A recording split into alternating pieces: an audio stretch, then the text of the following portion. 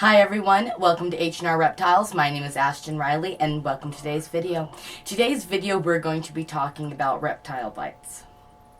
Now, reptile bites usually occur whenever three things happen. First is whenever the reptile is scared.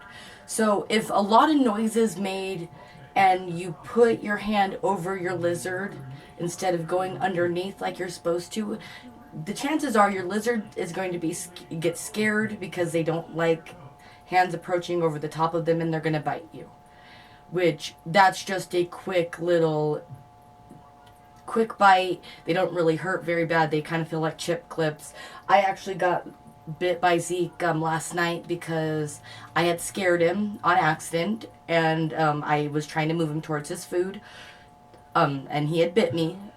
It either could have been he was scared or their reason that people get bit by their reptiles is whenever their reptiles are hungry. Now, if you have food down inside the tank, and what I usually do to show my reptiles that I have fed them for the night is I will pick them up and then put them by the dish. Now, sometimes that does get me bit by some of the leopard geckos, but that's just because they go into food mode because I think they can hear them moving around, so they go into food mode. This happens way more often whenever you're feeding snakes though.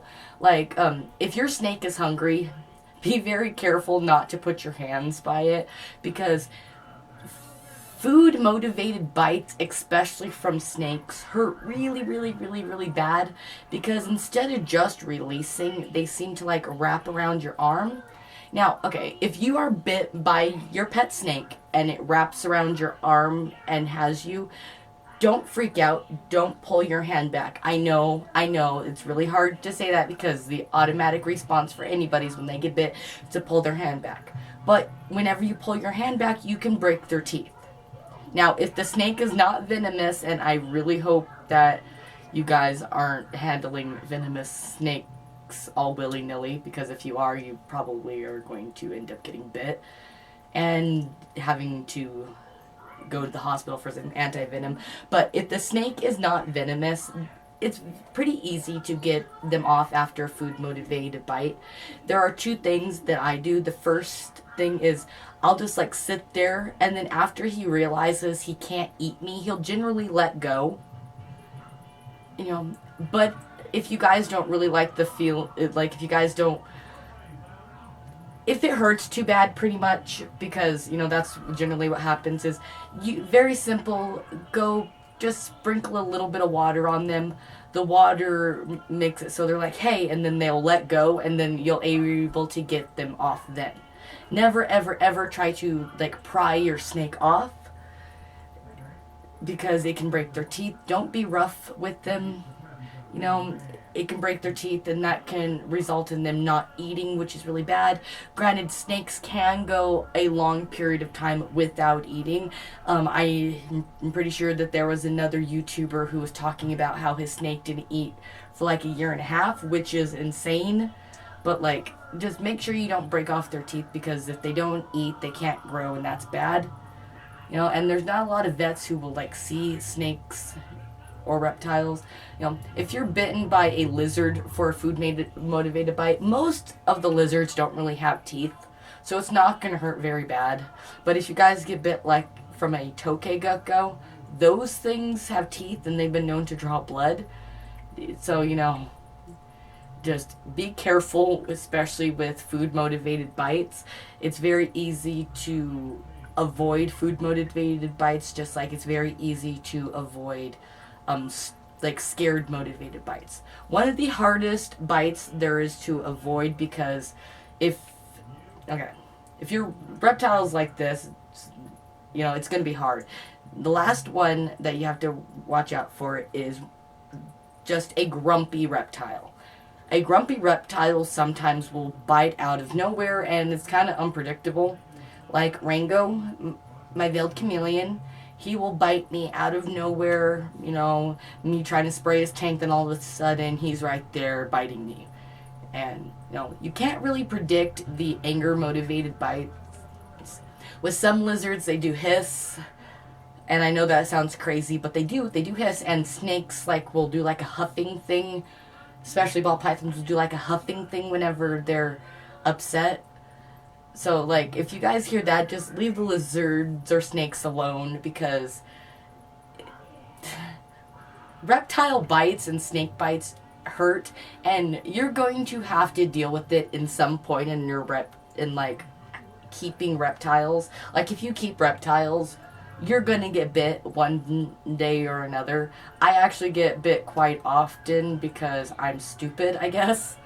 And I'm like, oh, well, when I first started with the lizards, I'm like, oh, it won't hurt me. And they did. They did pretty bad. You know, Louise has bitten me quite a few times, one of my leopard geckos, and then Mr. Josh has bitten me over food motivated bites, but that was my fault each time. And then I've gotten bitten by Rango for his just angry lizard bites, you know.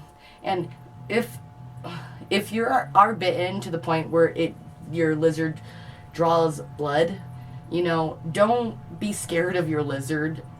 Continue to handle it. That's the only way that they're going to get even better at being handled.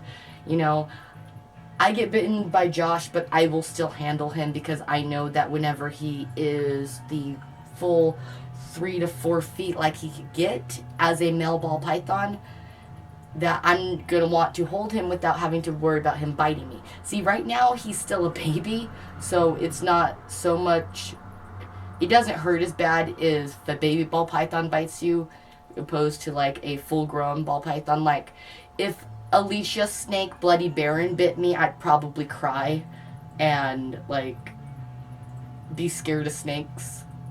But that's bad because you don't really want to be...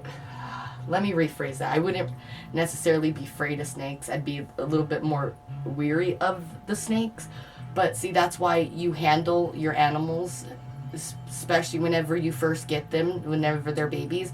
You handle them to get them used to you. And it's actually very easy to hand tame a lizard. I'm going to be talking about that in a video coming up. You know, if you guys want to watch that video, make sure to, you know, keep looking at the channel, because I should be posting that one soon on how to handle them. But, you know, as long as you handle your reptiles and stuff, you won't get bit unless you scare them, food motivated bites, or if you just have an angry reptile. You know, I hope today's video could help you guys. Oh, I'm going to talk about one more thing before we end this video. If your reptile bites you and you are bleeding, make sure you go into your bathroom and use peroxide, because reptiles can actually give you some, like, it's not, you just need to make sure it's sanitary, because you can get a really bad infection, and with some reptiles they have like salmonella and stuff, so you just need to be careful. If you get bit, make sure to use peroxide, wash it thoroughly, and wrap it. Hi guys, I almost forgot to tell you, if you guys liked the video, make sure to like it, comment, and subscribe, because we post new videos every Monday, Wednesday, and Friday. Have a good day. Bye.